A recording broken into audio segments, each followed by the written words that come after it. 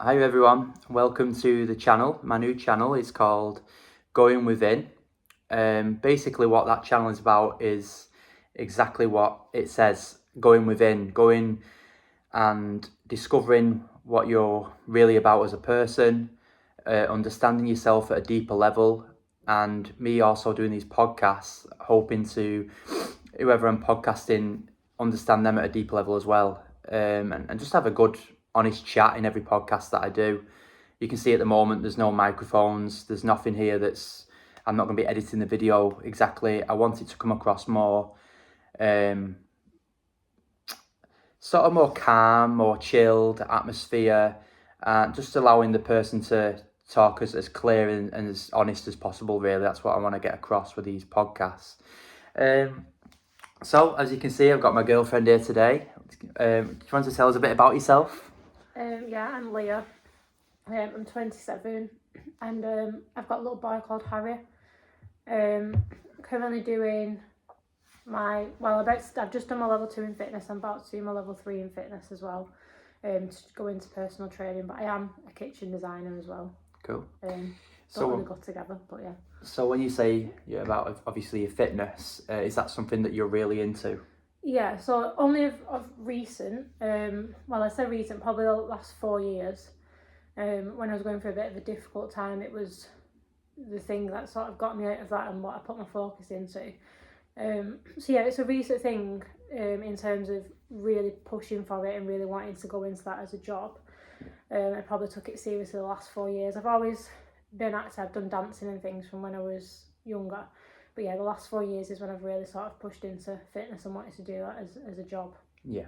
And why would you like fitness? What is it about fitness that is, why are you passionate? What gets you excited to, when you say fitness, is it weightlifting? Is it cardio? Yeah, I'm not a massive fan of cardio. It's definitely weight training for me. I've never been someone that likes running or the cardio side of it. But the weight training, I just think it's a really good release when you're feeling stressed. It doesn't really matter what mood you're in. If you're angry, upset, you've had a good day and you want to go and put all that energy into weight training, I just think it's a really good outlet. And you feel good about it afterwards. Yeah, 100%. Speaking for someone who also trains, like, I've trained since 2010, something like that, properly. So that's a good, 14 years, obviously, going into this year. And that's another thing I wanted to really pick up on when I say this year. 2024, it's a brand new year. What's your goals for this year? What are you hoping to get to the end of this 2024 and you say, I've accomplished this? Definitely getting a little bit more independent in my work life and not relying so much on, running my life around someone else's business, and trying to branch into having my own business if I can do personal training. Mm-hmm. Obviously it's a gradual thing and I'll do that around, the job that I'm doing now, but definitely a step closer to that. Just having a little bit more freedom, I think, towards the end of this year, because you sort of feel like you're running your life around other people all the time. Yeah. So that you can get more time with the kids and stuff like that as well. So are you currently, you say you've done level 2, you on to your level 3? Yeah. Just starting that now, or is that? That would be not next week, the week after, that's when I start that, and that'll be 10 weeks, and hopefully I'll have both my level 2 and my level 3. Whether I go and do anything after that, because obviously there's massaging and there's a level 4 you can actually do, so I'm going to see where I'm at that point. But definitely the goal for the next 3 months is to get my level 3 done, and then sort of assess from that point then where I want to go with that. I think that's good. You've got your options when you're doing your personal training. You've got options. You can branch out in any way. Like you said, massages. There's so many different things you can go into. So it's good that you have, obviously, as well, you have your whole year set out, 2024, about what you want to do. So what in your life, what do you think you could tell us about your life then? And starting from, a bit about your personality, a bit about what you've been through in life. Do you want to speak about that a little bit for us?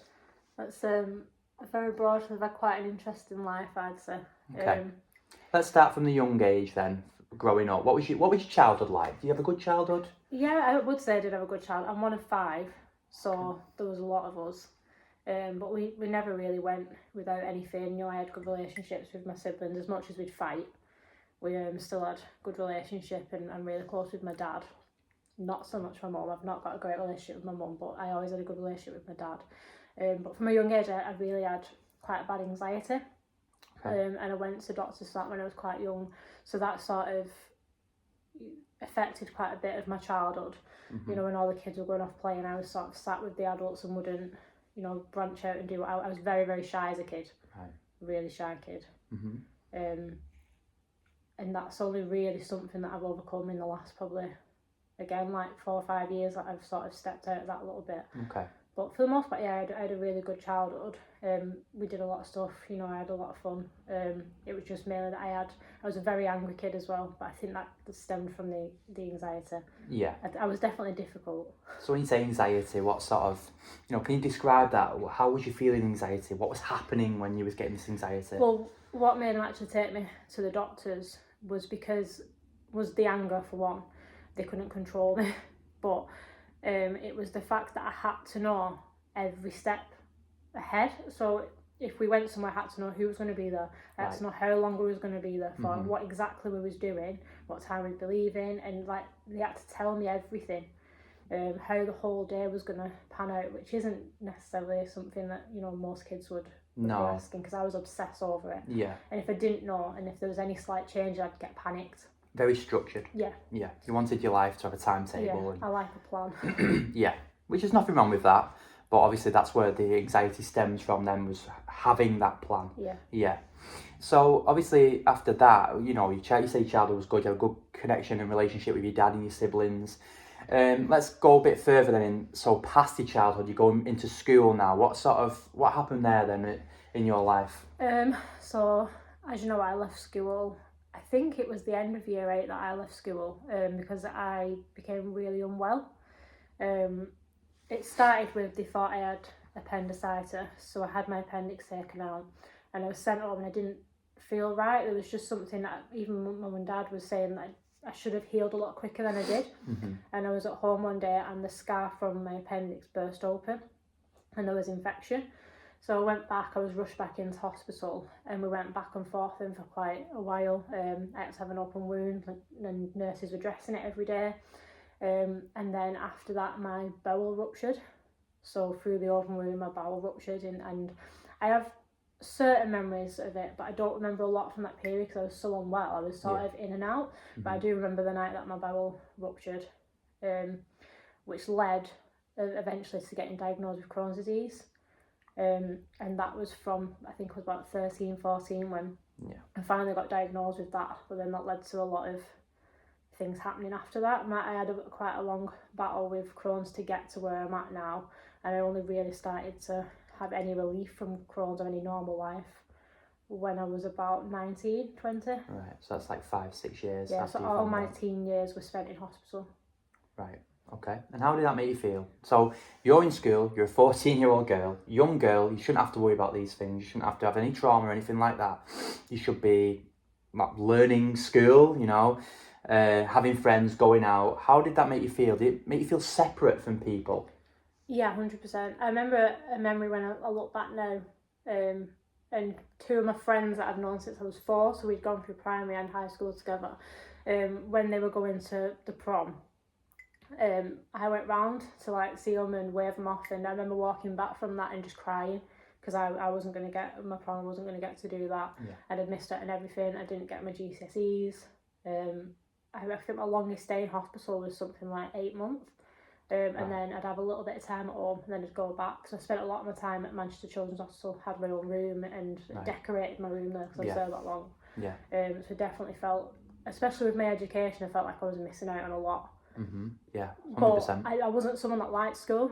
I've told you before, I hated school. It wasn't I don't like educational settings, but I definitely felt like I was missing out on the social side of things as much as I probably didn't miss the schooling. But now, looking older, looking back on that, obviously I wish I'd been able to do my GCSEs and go the path that, you know, I wish I could have gone. Yeah, 100%. And did you feel like you was missing out? Did you feel like, why me? Why is this happening to me? Yeah, I have a lot of memories, like even like my best friend's 18th birthday. I was in hospital at that time and she was sending me videos and messages and like upset that I wasn't going to be there. Yeah. There's like quite a few things. But I remember just like I went to a cinema trip, and it was one of the times when I think it was the last Harry Potter film, and my older sister took me, and I was on a liquid diet at that point, so all I could have was these Ensure milkshakes. I couldn't have any food, and it was like in between hospital stays, so we went to the cinema, and I had to sit with one of these milkshakes while everyone around me was having whatever they wanted to eat, and you just feel different. And I remember I used to go out because I had a feeding tube in at one point, and you'd see people looking at you, you know, just going to the shop and you've got a feeding tube in. You always feel different when you're going through that, always. I mean, you say you was in for 8 months. I was in the hospital for a week, only 1 week, and that felt like the longest week of my life. God, it was when I was probably 11, 12, something like that, and that was the longest week of my life, so I can't imagine how 8 months must have felt like. That's incredible. So you've talked about your side of it. How do you think it affected your family? Because that's an interesting one. We don't really ask, you know, how did it affect those around you, your friends, your family? I think with my dad, he's always been, as you know, he's a joker. He makes light of situations, and he did that a lot for me while I was in there, but there were moments where I saw him really upset, especially there was one time where I remember being put to sleep, and as I was going under, I remember looking at him and he was crying. So I think he tried to hide it, whereas my mum didn't. She was the opposite end, where it didn't really help because she was overly emotional. But my dad, he'd only show it occasionally. And my older sister's very much like that, where she'd be there for me, she'd try and make me laugh, and then you'd see moments of, you know, she was upset. It was obviously affecting all of them. Like, my dad was staying at the hospital with me and working, so he would stay there. That's where he'd come and have his tea, get showered, sleep, and then he'd go to work and then come back. So he was living at the hospital with me. He was basically with you while you were going through that. Which is obviously difficult, and he had 4 other kids as well that they had to... so he was juggling all that as well, which is a lot on your dad as well, which is, you know... But it's crazy that you went through all that. I mean, 8 months to go through all that. And how do you feel like that so long time, how has that sort of affected your life going forward after that?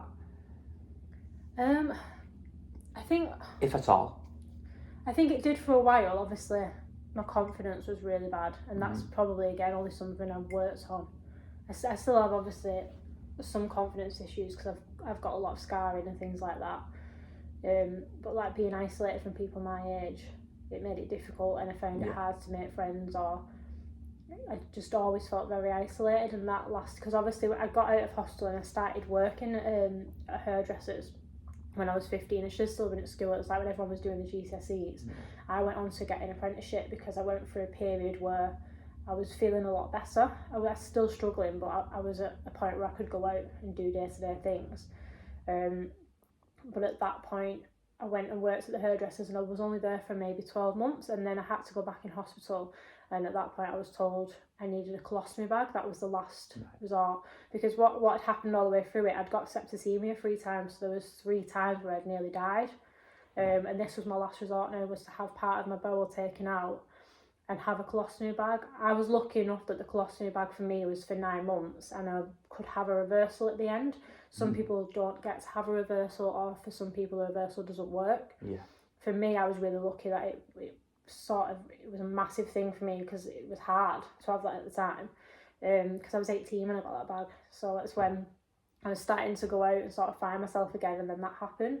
But I was really lucky that the reversal worked for me. So I had the bag. I think it went to about 10 months I ended up having it for, and then since I've had that, I've actually not been on medication for it, which is very, very rare with what I've got. So for the time being, hopefully for a long time, I won't have to be on anything. Yeah, that's good. So actually having that, how did you sort of meet other people who had the same? Did you reach out to people? Did they reach out to you? How did you make any connections through having what you have? I found it quite difficult because I didn't see anyone really my age that was going through it, but I did end up on like a support group on Facebook, and I still speak to some people now who were going through the same thing. I actually met my partner at the time through that as well, because he's got colitis. So I did meet people, but I felt like there was no one my age, especially a woman who had a colostomy bag and was open about it. So that was one thing I did when I had my reversal, I actually put online that I'd had it, and I put pictures on of the bag because I felt very alone when I had it. So I thought if I could post it, and people could see that I'd had it, because during that time through having my bag, I'd been on a girls' holiday tonight in Napa. No one knew I had it. I'd still been able to do all these things, and I got my life back. I was going out at the weekends, still wearing whatever I wanted, and I thought if someone else can see that, because I know the fear. I thought my life was over the moment they told me I was going to get a colostomy bag. So if I'd seen someone else living that life, that would have given me confidence, and I wouldn't have been so devastated like I was, because it took me a long time to come to terms with it. And I was actually debating not having it, and they told me if I didn't, that was my last resort. I had nowhere to go after that. So I didn't really have a choice, and I just wish there'd been someone like what I'd posted to say your life will get better, rather than your life being over. It's a positive thing. It's hard and it takes a while to get used to, but it's worth it in the end. And when you say you was going out, was that sort of affecting you as well? I mean, if you're going out drinking, if you maybe when you go for a drink you eat takeaway food, was that sort of affecting you the next day? Or yeah, it definitely wasn't the best thing for me to be doing. I remember going to the doctors with my dad, and he said, can I just ask if she's drinking every weekend, is that going to help? And I remember going like, Dad, like, leave me alone. But I wish I'd listened to him at the time, because it definitely didn't help matters, because like I rarely drink now. I must drink 3-4 times a year, if that. And I've been completely fine. I have odd days with my Crohn's. There's certain foods that might set me off, but nowhere near like what I am if I drink. And I'll know, because if I go out drinking, within that week afterwards I'm really unwell with it. So it's definitely not something you should be doing with it, really. I mean, I can understand why though. I mean, you missed your childhood, you missed all of school, and to see all your friends going out drinking, you're not going to want to stay in. I think I went a little bit stupid with it though, because I'd missed out so much with my teenage years, that it was all at once, all or nothing. And I would go out and I'd drink as much as physically possible, and I'd go out like 4 days a week, because I just felt, I think I'd been trapped for so long. Totally. And so I definitely went a bit OTT with it, but it was sort of my release at that point, like trying to get my life back, because I felt okay again, because I had my bag. And you feel fine again. Like it takes a while to get to that point, a couple of months, but I wasn't used to this feeling of feeling well and being able to go out. And you probably crave that as well, seeing all your friends even being together at school and you're in hospital. That's a sign for you to say, I want to go out when I'm well, I want to go out. So it is understandable that you went out drinking. I mean, you say that you wish you'd have known, maybe cut it off a little bit, but I totally don't blame you for going out and making the most of your life, especially because you said that you felt like your life was over. So imagine feeling like your life's over and then getting another chance at life. You're going to want to go out, aren't you? You're going to want to drink. You did mention relationships there. So this is an interesting one, I think, especially for women. I don't know why I say women particularly, but I think like they maybe get a little bit more embarrassed than males, if you know what I mean, about the whole colostomy bag and all that. So relationship-wise, you're starting dating, you're starting going out. Was you a little bit nervous meeting men? Or? Yeah, I struggled with it. I would hide it from them, so they wouldn't know that I had it. You could get, there's like a band that would go around it, so it looked like underwear, so you wouldn't know that it was there. So for a long time, for anybody I spoke to, they wouldn't know about it. And I think that's probably why I branched out into meeting somebody on that forum, because it felt a little bit more comfortable, because they would understand it. Yeah, that's understandable. And when you met this person, did they did they click straight away because of the conditions? I think that's what we probably bonded over straight away, was the conditions. Because not a lot of people do understand it. People think it's a lot like IBS, and it's not. It's it can be really serious, like it was for me. And you can, he would have be on a drip every 8 weeks for medication, and so you definitely bond over that, because you feel like sometimes a lot of people don't understand. And do you think that if it was just say a normal guy who didn't have this condition, how do you think that would have gone for you? So you're 18 now, or 17, however old you was when you met your partner. You meet someone who doesn't have this condition. Would you be nervous? Would you just say, right, I can't even get with this person? I'd speak to him, but I was always nervous about it, and it wouldn't come up in conversation. It's quite an embarrassing condition to some people. And it is when you first get diagnosed with it, or when you're really young. When you get older, you sort of lose that embarrassment. You think, well, I can't help it. It's not my fault that I've got this, and it's just a part of my life. But when you're younger, it feels very embarrassing because it's a bowel condition. Yeah. And I definitely felt like that when I was younger, and especially when you've got a colostomy bag at 18, there wasn't really anyone else, in that club that would have that or I'd know about having that. So yeah, it definitely made me very anxious about meeting people, and I'd probably just not mention it. If you had the mindset that you do have now, and you could take it back, do you think you would be different at all? Because obviously you're a young girl, you're more mature now, you're more wise to situations. Do you think you'd handle the whole dating scenario different? Probably, yeah. Probably do more like I am now. Like, even when I'm at work and things, if I need the toilet, I will make a joke about it, so I'll announce it. Yeah. And I'll draw attention to it rather than hide from it, because I'd rather use humour and to deal with something, because at the end of the day, it's not my fault. I can't change it. Yeah. That's who I am, and if somebody doesn't want to accept that, then they're not for me anyway. They're not, they're not going to be in my life. Yeah. So I think the best thing you can do is just own it, and just, that's you. So just, if someone doesn't like that, they're not the person for you anyway. Yeah, 100%. And is that how you deal with everything then? Basically, not just even the colostomy bag and all that, and what you've been through, everything in general. Do you sort of? I'm going to laugh this off because it's not that big of a deal. Yeah, I very much with humour. I think I get that from my dad. My dad's like that. Yeah, it's a good way of solving situations, though, isn't it? Yeah. If you can laugh it off, then it doesn't seem that big of a deal anymore. And so, what do you do? Like, actually announce to work, right? Yeah, I need the toilet. I'm going to the toilet. I need the toilet. Yeah. And are they just totally like, right, okay, crack on? Yeah, I think I did it with you very early on as well, because it's you laugh about it, and if you don't laugh about it, we're not going to work. Yeah.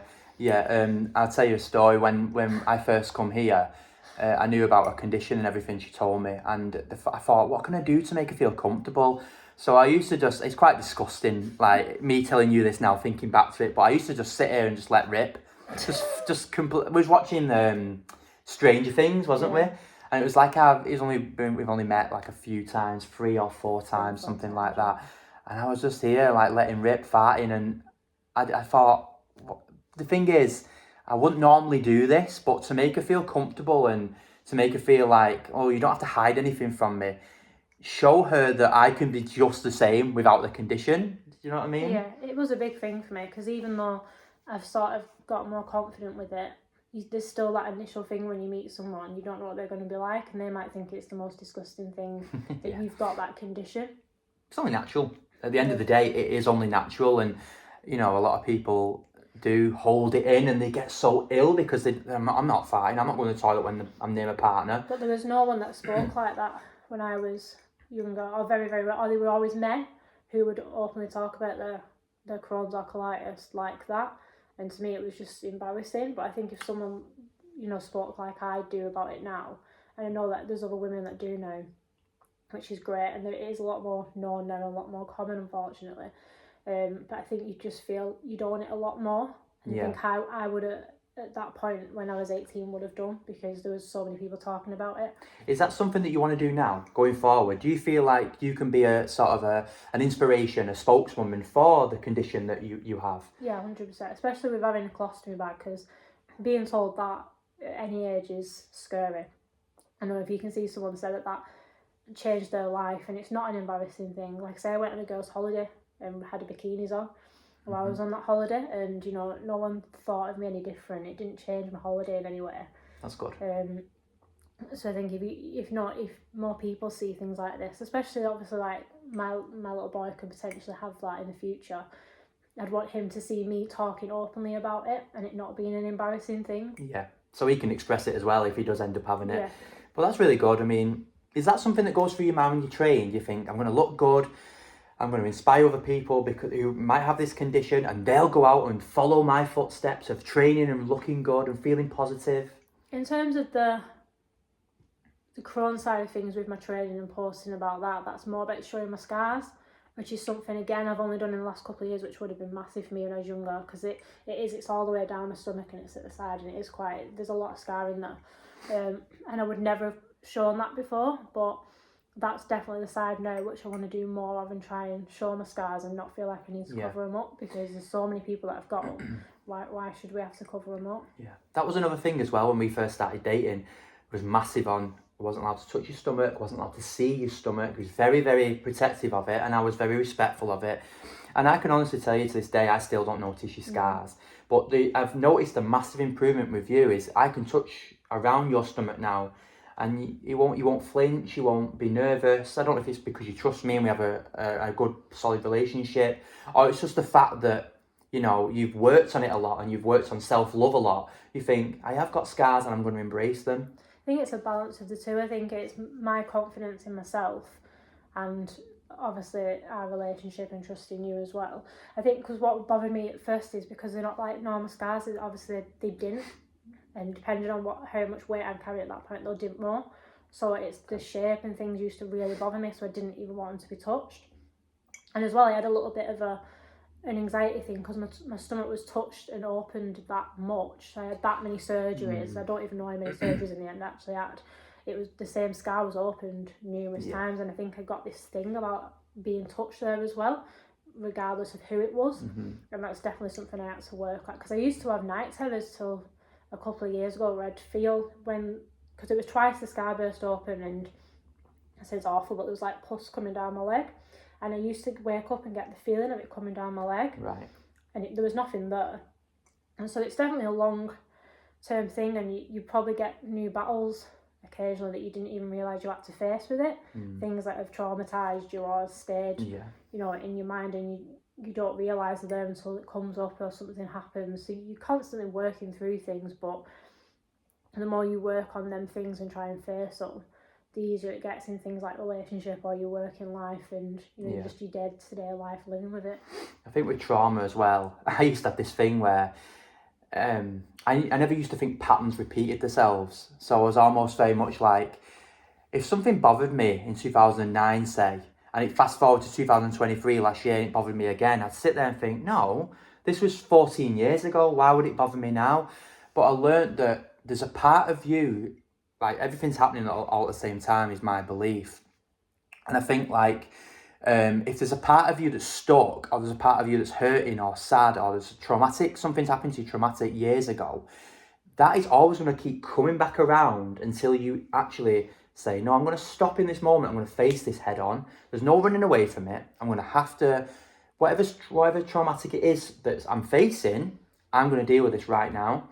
So I think that's massive, and I think maybe that's what was going on with you as well, the traumaticness of... I think the more you ignore things and you don't face them head on, they're just going to keep coming up time and time again, and you're never going to face the issue and you're never going to move forward. Yeah.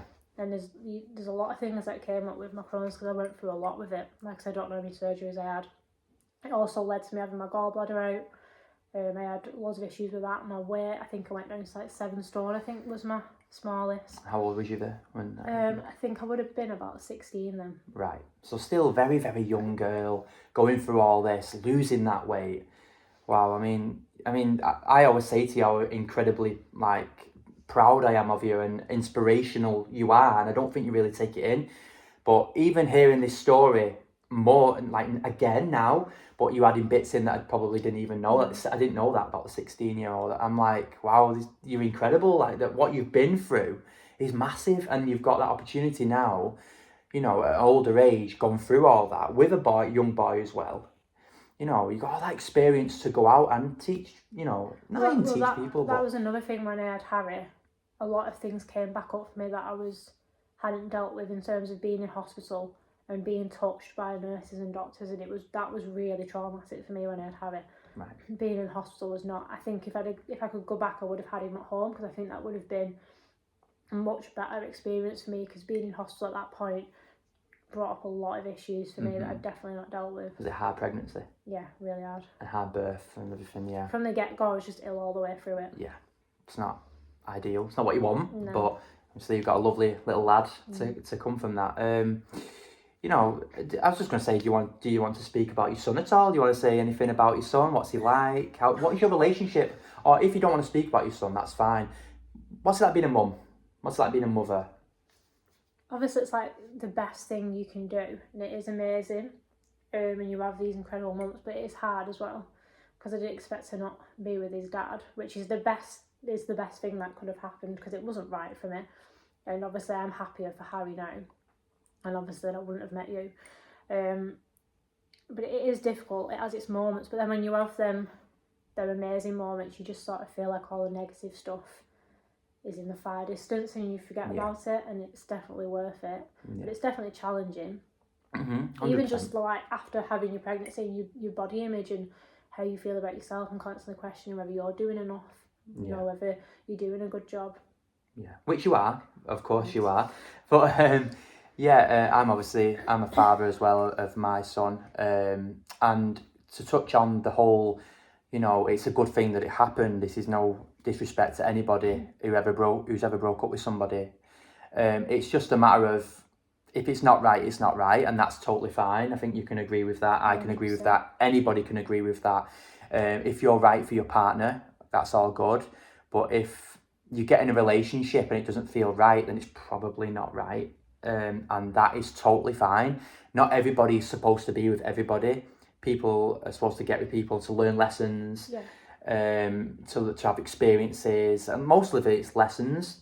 But we're not always meant to be with that one person. No, we always said that we learnt a lot from them relationships. I don't think we would have the relationship that we've got now if we hadn't have been through what we have in the past, because there's just things that I just ignored before and would never ever deal with now. But we also communicate a lot better, I think, because of it, because I didn't communicate in the past either. Yeah, so to touch on that then, if you want to tell them, what's your opinion of a relationship? Mine and your relationship, be totally honest. You can slag me off all you want, I don't mind. Totally honest opinion on what we've been through, what we're like together. I'm trying to think the best way to describe it. I think we have a really strong relationship. A very strong relationship. It's not been easy. We've had moments that have been difficult, but we always say that through them difficult moments that we've come out stronger from them, because we've learnt a lot about each other. I think people these days, and I've said to you before, just give up too easily. It's just so easy to just, well, let's just call it quits and move on. And obviously don't fight for something if it's not right, but if it's not an issue necessarily with you two, or it's not an issue that you can't work through, and you know you love that person, then work through it instead of just, you know, walking away straight away. But I think we've had obviously a few things happen in the last year in our own lives and together, and we've definitely come out stronger through it, and we're in a really good place now. 100%. And when you say about obviously fight for what you've got and it's not the same anymore, my opinion on that is massive, is social media. 100%. Social media is so easy now for somebody to go, I've just had an argument and I'm going to message this other person. You know, it's so easy. We're lucky as well, because my parents and your parents are sort of similar ages. Mine are a little bit older, but I've heard stories about my mum and dad, and my dad actually going to telephone boxes in the middle of the night just to ring my mum's home phone, because he wants to speak to her, he wants to fight for it. He messed up, he did something, I can't remember what the story was. But, you know, we don't get to do that anymore. I just pick, where's my phone? There's my phone. I just get it, I message her. It's so easy. Back then it was like he went to a telephone box that was 20 minutes walk away to fight for a person. Imagine how like amazing that feels to my mum on the other end of the phone. He's walked 20 minutes to speak to me. Wow, I'm going to go, I want to speak to him, I want to sort it out. I always said that I was probably born in the wrong era, because that's what I wanted, was that. And now it's just like, oh, she's doing ready, so I'm just going to go on Instagram and message someone else. And I very much had that in my last relationship. I won't go into details about any of it, but I was constantly disrespected, and I'm someone that's quite like, if I'm with someone, I'm with that person, and that's not my first thought to go and do that. I'd rather take 15 minutes, process what's been said, and then communicate and work through it. And not many people do that these days, I don't think. No, I mean, even me, I admit, in my past, I was just going with the tradition. And what everybody's advice was to me was, just move on. You've got another one, not just social media, is nightclubs. 100%. Nightclubs is massive. They were the bane of my life in my last relationship. Yeah, because it's just so easy. I'm going to go out with the lads, I'm going to go out with the girls, and who cares? I'm going to get bladdered, and if I go off with somebody else. But this is no offence to anybody, because you can get stuck in that. If you don't know any better, you don't know any better. No. And for me personally, that was the go-to. That's all I knew what to do. So if I had a fallout with somebody, it was like, oh, just go out. But the moment I met you, and you reminded me of like old traditions, but there's nothing wrong with that. It's I'm old-headed, I've always said that. Yeah. I'm very old-headed. I'd rather stay on a Saturday night with a film and or watch Catchphrase or whatever it is that we end which up we watching. do. We watch Catchphrase, Deal or No Deal, Big Brother, Big Brothers. We actually went away and watched old Big Brother episodes in the hotel room. Yeah, 2009 was it? Big Brother. Yeah, we was in Lake District, my birthday, and what did we do? We watched 2009 Big Brother, but we were happy, weren't we? We were content. watching Catchphrase in York as well. The first night we got there. Yeah, we was. About 9 o'clock. Yeah. With a brew. Yeah, it's just our go-to now, isn't it? Yeah. Like we could have stayed out and had gone to a club or gone to, somewhere till 12, 1, 2 in the morning, but... And I've done all that, like I said, I went out a lot when I was younger. I mean, I started going out very young, before I was 18, because I left school and everyone that I was working with was older, so it was quite easy for me to do that. Yeah. And I think it's just ran its course for me now. It's just not...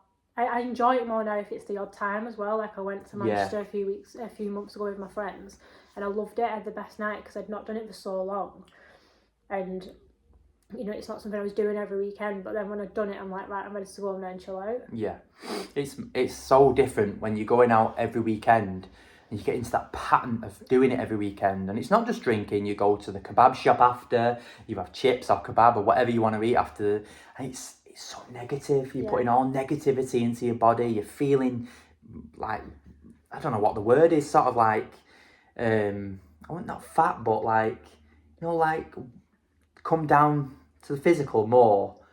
Do you know what I mean? It's like you feel heavy. Yeah, like heavy and I can't think of the word I'm thinking of, but it's almost like, when you eat good food and you don't drink alcohol and you drink plenty of water and you train, you feel sort of floaty, don't you?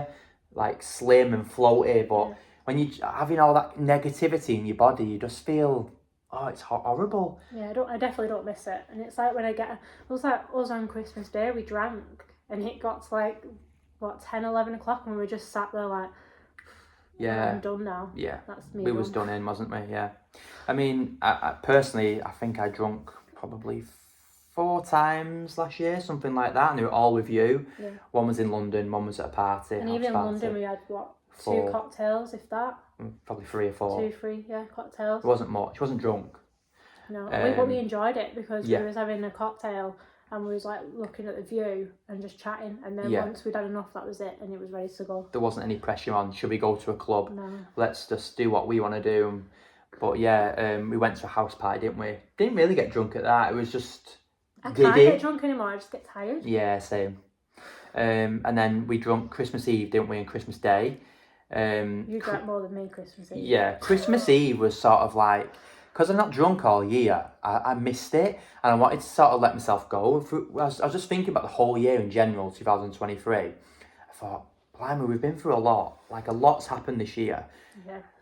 We're in a good mindset, we're in a good place. Both of us were feeling positive, but when we looked at the whole year in general, it was like, I feel a bit run down. So it's been probably a testing year, is probably. Yeah, there's a lot of lessons. Yeah, a lot of lessons, but...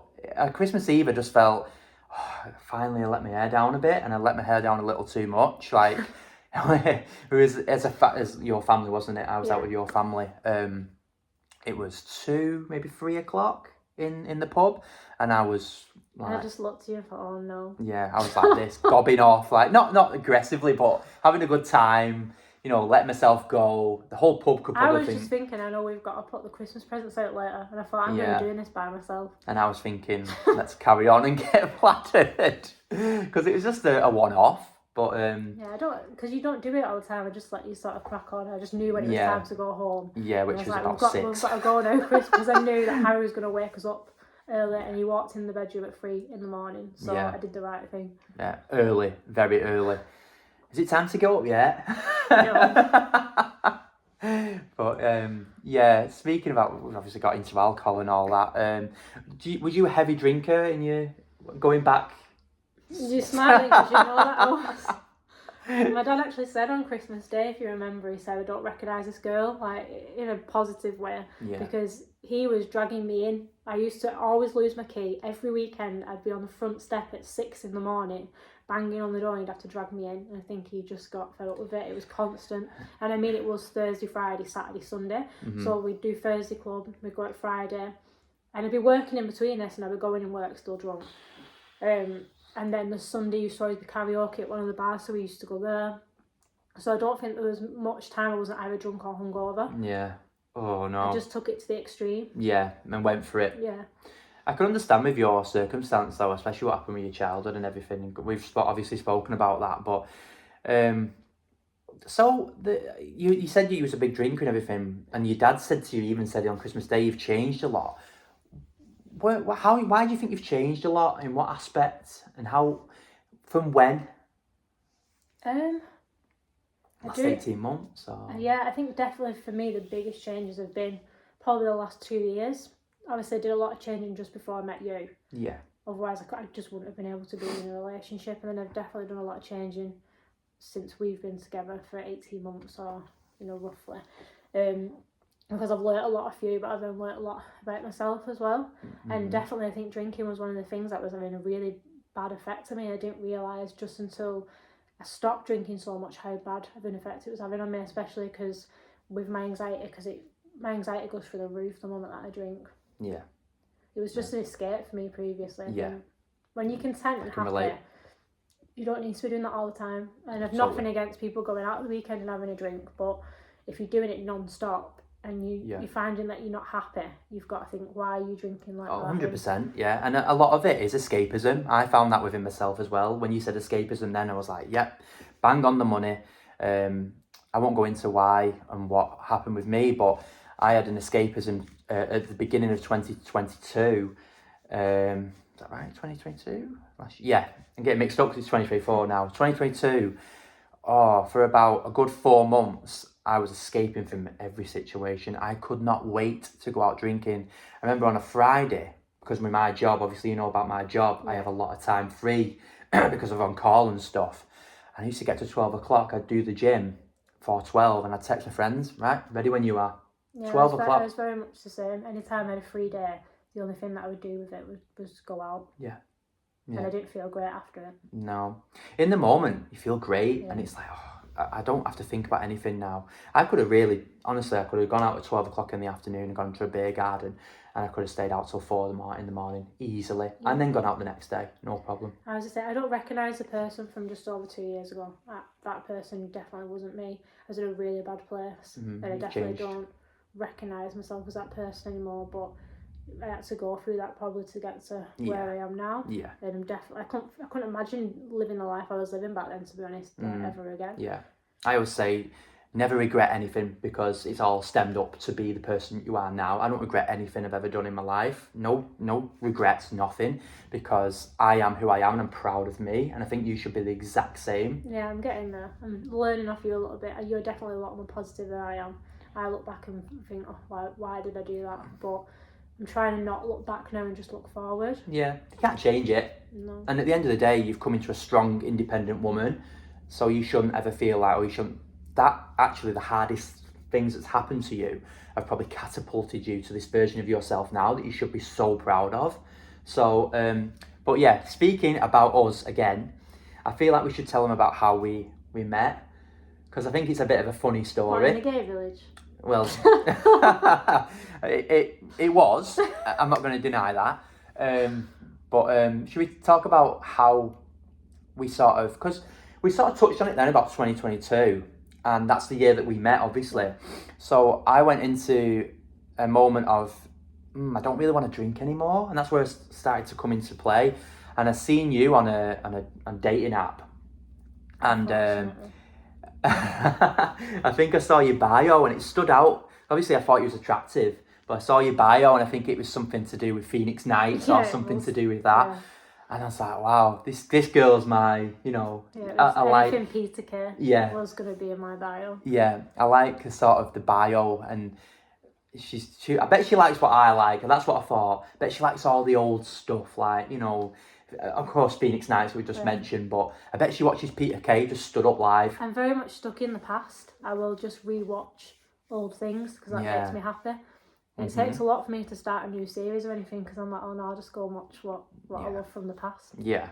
So obviously I seen her on a dating app. I messaged her and got, I wouldn't say completely blanked because I got pied. But you did say hello and stuff. I said hello, it'd be nice. Right. I thought you was like a little bit interested, but at that point. Yeah, he was in a. I don't know why I was on there. I'll be honest, because I didn't want to speak to anyone. I never wanted to see a guy again. Was it escapism again? I think it was boredom. I generally think it was boredom because I'd chat to people for 10 minutes and then I'd be done. Yeah, I know that very well. So I still was really into it. I've never really felt like I did from a dating site. Do you know, that sounds really bizarre to even say that. Like you look at someone and go, I want that girl without even meeting them. It was a bit, I won't say it was odd or anything, but but I've obviously been on the dating site for a good 6 to 7, maybe even 8 months. And for me to never feel like this about what I was really wanting to meet this person was a true sign to me that I wanted to speak to you. So obviously getting a not message back after about what we probably said hi, you know, the general, you okay, where are you from? Well, you kept trying because we had each other on Instagram then, and you'd reply to my stories and you might get like a thumbs up back or... Yeah, or you just like the comment. Yeah. Like, instead of liking it, will you reply? And then it got to a point, I think it was about a month, maybe a month and a half later, and you went to Benidorm, and I was like, geez, I've never met this girl, but I want her. I want to speak to her, I want to meet her, I want to, you know, properly get to know this girl because she's just everything that I sort of want. And you reminded me of, you know, you meet someone and you just think, oh. Do you mean you saw the bikini pictures I'd put on? Yes and no. Yes and no. But you know when you meet someone, they're very familiar, but you don't know why. Yeah. It was that sort of feeling like, I know this girl, but why? I've seen her face before. I don't know, it sounds really bizarre to even say this out loud and probably regret it when I made this video. But yeah, after Benidorm, I think I messaged you again, did I? Or just, I can't remember if I messaged you after Benidorm. I think you actually replied to something that I'd said in Benidorm. Right. But I would have been drunk at that point and no one would have got a reply. I remember liking every single picture. If I keep liking it, I'll get attention. You know, that sort of tactic. It kind of eventually worked because I'd say even after that then, but half a month later. It wasn't long. I met you not long after I got back because that was the girls' holiday I went on. I had a great time with a friend, but I came back and said, that's me done with girls' holidays now. I'm done with drinking and partying. And it weird how that killed me off. Isn't it weird how that was like your sort of last? Yeah, it was sort of like my last blow it, and then I thought, I'm done now. Yeah, that's fine. I've had enough now. Yeah, that's interesting. So I started to get back in. I got back into my fitness. I was really skinny at that point as well, like really skinny. And I had people telling me you need to eat more and stuff. And I got into the mindset, right, I need to start looking after myself now. So I'd got into a positive mindset. I'd sort of had my blowout, so you had more of a chance of me sort of replying to you then. Yeah.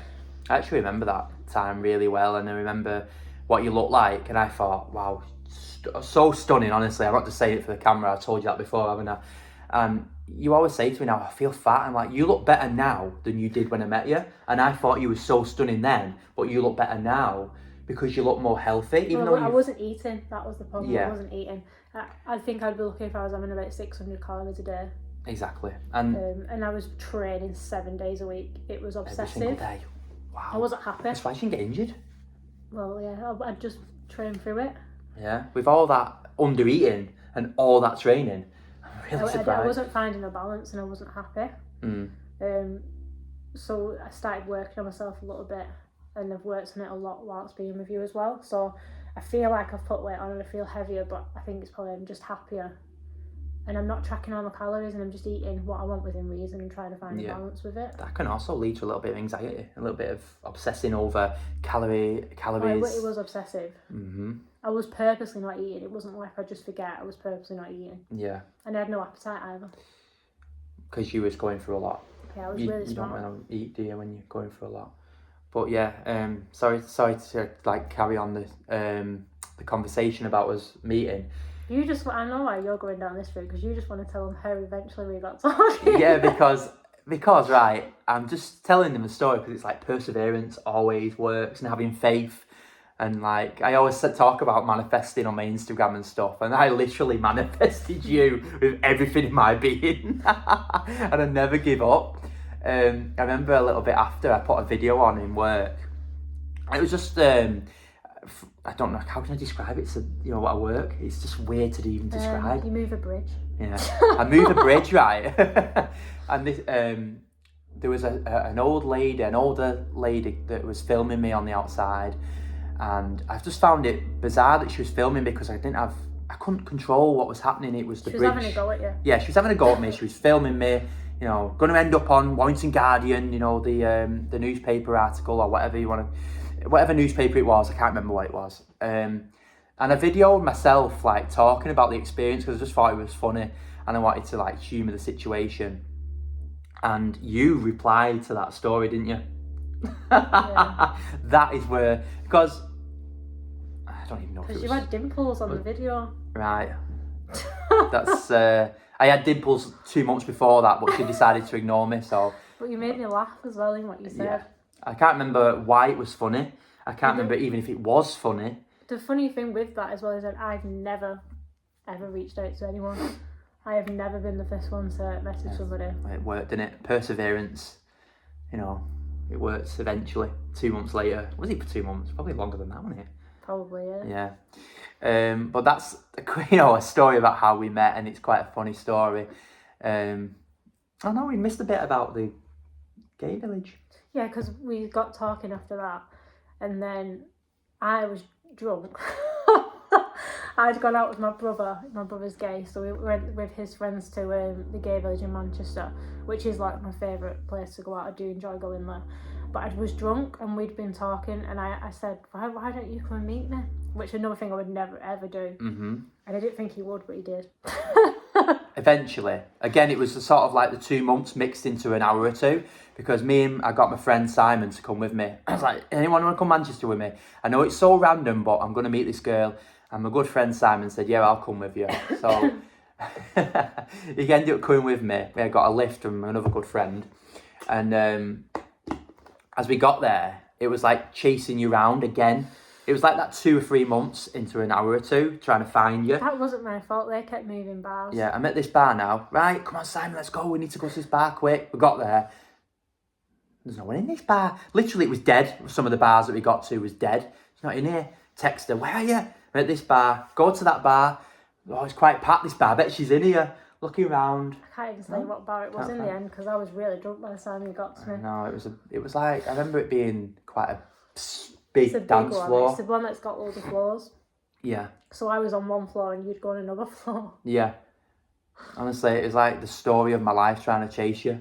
Like the last couple of months, it was in a nutshell of a couple of hours. We got there eventually. And then that was it. That was basically, after that, it was like, I don't know, full steam ahead. You'd go home then, would you? Well, I'd say it was the other way around, but yeah, it was quite. It was quite. I don't know. It was quite. We said from very early on that we just felt like we'd known each other a long time. It's just honest. This is what the podcasts are like. I like honesty. I like just. Like I say, I've got no microphones. I've got nothing for this. It's very open. We're sat on your couch. You just had a brew. We're trying to make it as honest and pure as possible.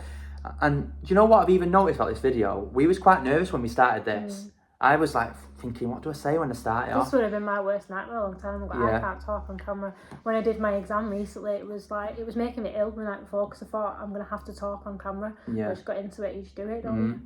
But I think when we look back at this, I think, look how nervous she was that first 10 minutes. But if you look at the last 20 minutes, it just shows you, like, I think that sort of describes our personality a little bit.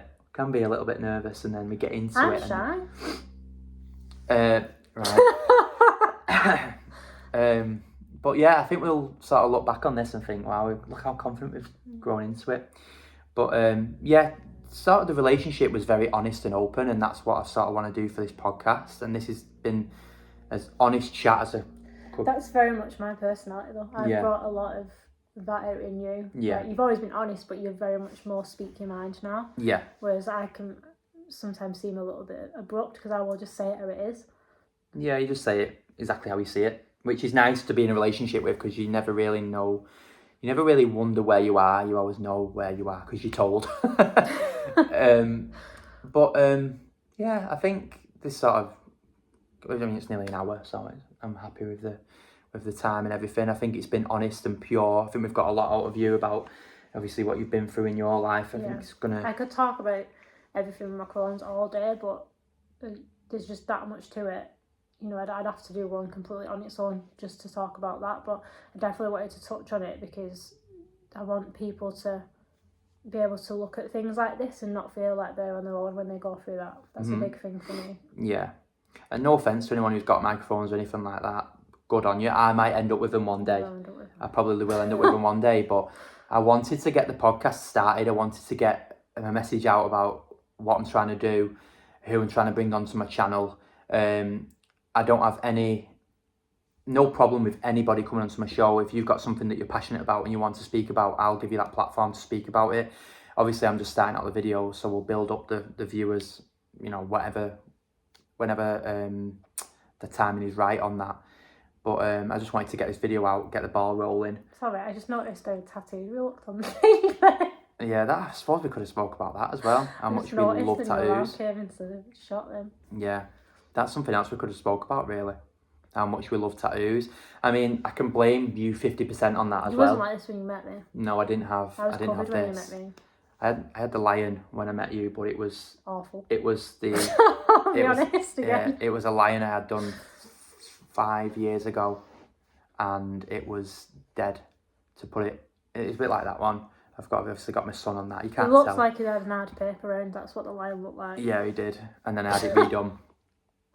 But yeah, I mean, you've obviously 50% getting me started with the tattoos. Your passion for them, because obviously you've got a full sleeve, you've got bits on your legs. Yeah, I've got them everywhere. Some that I regret, some that I don't.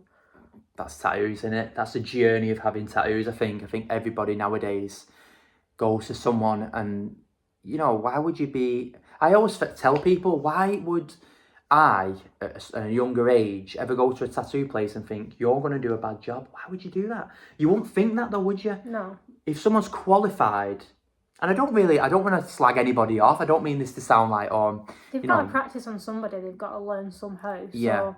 So tattoos can be changed and altered these days and covered. So yeah. You know, it's one of them things. Just don't get them when you're abroad. we won't dive into that one right now, but that's not me, by the way.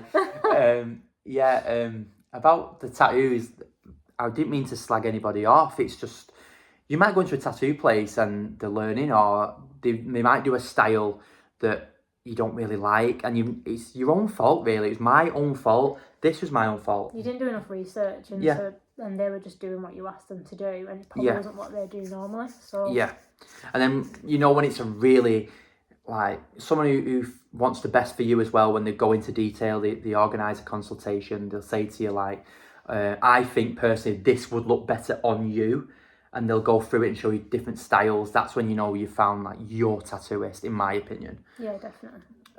But yeah, I'm gonna get this one covered up. I plan on getting. I don't plan on getting everywhere. Like I leave my face. Well, it was your arm, and now you've got on your chest, and now you're saying your other arm. Now you say your leg. Yeah, I'd never get my face done. No, I won't get my neck or my face done, but I do want my arm, my other arm, my leg. Yeah, my ribs done. That's just me. I wouldn't get my face done, but I would probably get my neck done. I won't get my stomach done. I don't. My opinion, don't like them. I think they look cool on other people. It would be hard. That would be tough. I really want my ribs done here, but it's the pain of it. Puts me off. You never know. One day you might have it. Might go for it. Who knows? Who knows? Because you always say, don't you? I'm never going to get that done, and then 2 years later, you're like, you want something done there. You can never say never. I said I was never having a full sleeve. Yeah, I didn't like tattoos in my 20s. I only got to my late 20s, and I thought, oh, I'll have a tattoo for my son. And then I thought, I went through a traumatic experience, and I got a lion to sort of signify. Signify. That's another thing I always do. Correct me. Sort of like the lion was sort of me going through that period, and also it was a tribute to like my star family and stuff, because I'm won't get into all that in this video, but I believe, you know, we all have a star family and stuff. That was a representation.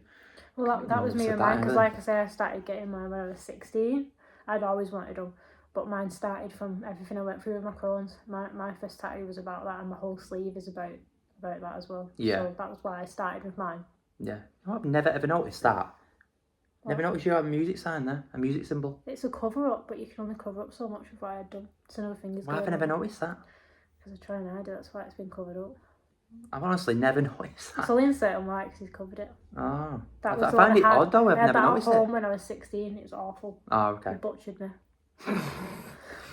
Right, so we probably end this video now. Thanks very much for being so honest. I think you're going to inspire so many people, honestly.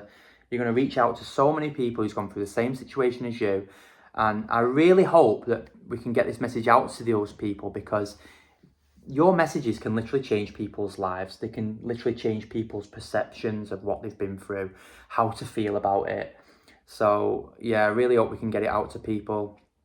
Thank you all for listening. Thank you, Leah, again, for being so honest. Thanks for having me. And, yeah, see you next time.